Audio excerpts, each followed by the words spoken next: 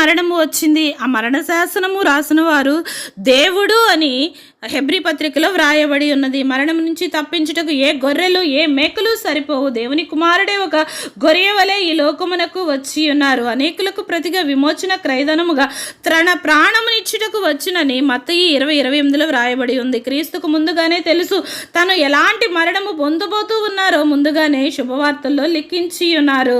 నరుని రూపము కంటే అతని రూపము చాలా వికారముగా చేసి ఉన్నారని 52:14 యెషయాలో రాయబడి ఉంది. ఎందుకు అలా చేశారు అంటే అతన్ని నలుగగొట్టుటకు యెహోవాకు ఇష్టమాయను అని 53:10లో వ్రాయబడి ఉంది. యెహోవాకు ఎందుకు ఇష్టమాయనంటే దేవుడు లోకమును ఎంతో ప్రేమించునని యోహాను 3:16లో వ్రాయబడి ఉంది. లోకము అంటే ఎవరు? నువ్వు నేను. నిన్ను నన్ను దేవుడు అంతగా ప్రేమించి ఉన్నాడు కాబట్టి తన అద్వితీయ కుమారుని లోకమునకు పంపించి ఉన్నారు. క్రీస్తు మనల్ని ప్రేమించుచు తన రక్తము వల్ల మన పాపముల నుండి విడిపించాడని ప్రకటన 1లో రాయబడి ఉన్నది. మరి నీవేం చేస్తున్నావు దేవుడి కోసం?